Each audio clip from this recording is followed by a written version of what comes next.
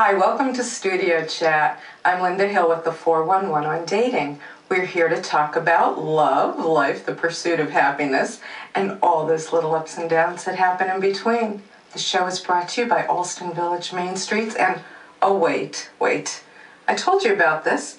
I mentioned it last week. Dead relationships. You know what I'm talking about. We all have them.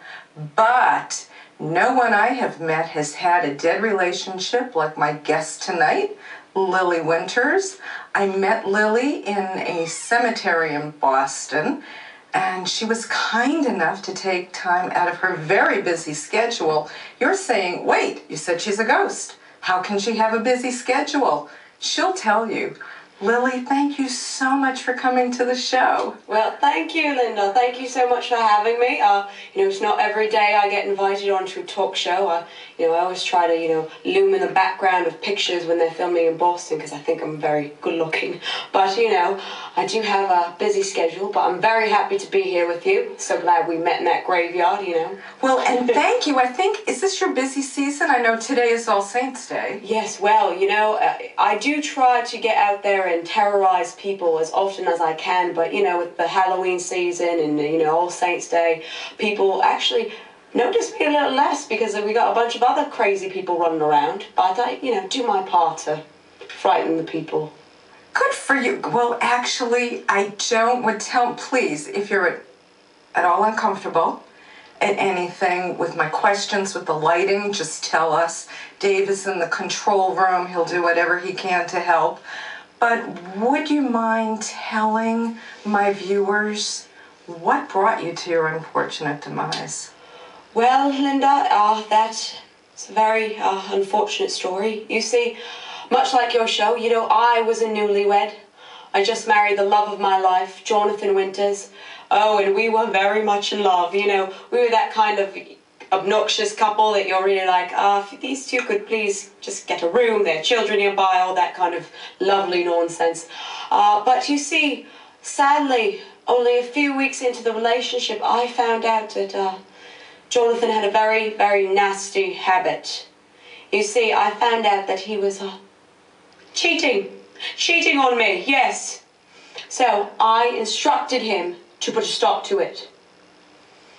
What happened? Well, I told him I would not put up with these tramps as our third party of our relationship.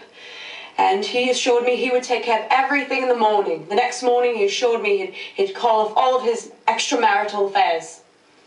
And the next morning I woke up to two doctors in laboratory coats hovering above me in my bed. They picked me up, they dragged me out of my house kicking and screaming. I said, I'm not crazy, don't take me.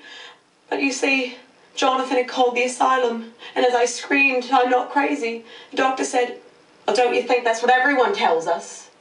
So they brought me to the asylum, and there they did awful, horrible things to me. They tried to do lobotomy on me, where they put instruments in behind my eyes, and it was quite awful and nasty. But a few weeks later, they called Jonathan, and they said, Lily's all better, she'll never object to you again. But you see, Lynda, I am a very, very smart woman, and I befriended a janitor in the asylum, and he snuck a vat of kerosene and some matches into my room. And when Jonathan came to collect me, he turned his back on me, and I kicked the vat of kerosene over, I lit a match, and I watched him burn, yes! Except there was a slight problem. You see, I never checked to see if the door was unlocked, so I too unfortunately burned with him. Oh my gosh. You poor thing. Yeah, it was not a great end. But good plan, but just see your plans through. Make sure the door is unlocked. That's good advice. Because we're here to talk about, I have so many emails about people that have been cheating, but if you wouldn't mind, I'd just like to know a little more about you. Yes. So that's what brought you to your untimely demise. Yes, but I've actually found out that, in the spirit life, sometimes when you have an awful demise, like my unfortunate hot tamale ending, as I like to call it, you know, unfortunately, sometimes you can't pass on. You get stuck in this life, all just, you know, combobbled.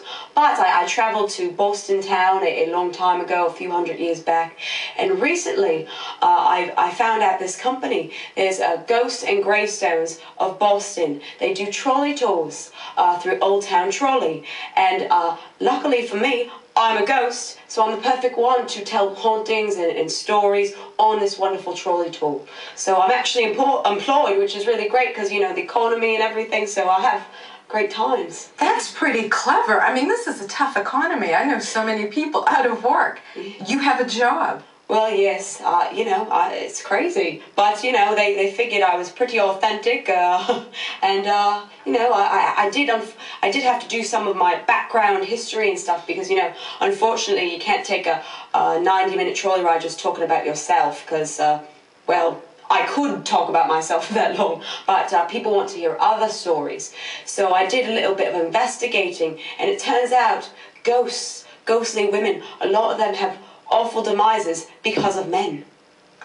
Are there any stories around Boston that you can share with us? Well, there are a few that do bring to mind, a few that warm my heart, in fact. You see, well, one story in particular is of the Lady in Black. You see, the Lady in Black, she was a French woman living in the South, and what happened was her husband was fighting in the Civil War, and he was captured at Fort Warren in Boston. And you see, she got word that her husband was trapped and being captured by the Northerners. So what she did, she was a very resourceful woman like myself, you know. She dressed in men's clothing all the way up the East Coast and got to Boston. She found the fort, and she was able to disguise herself well enough as a gentleman and get into the fort and onto the island.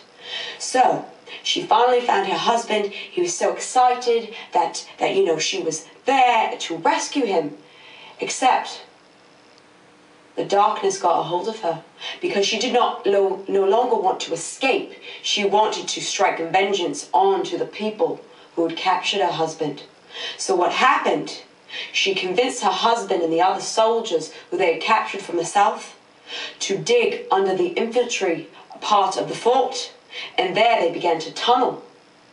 Except the Northern soldiers started to hear something, so her plan to get into the infantry and face all the cannons on Boston town and fire them failed because they were found out before.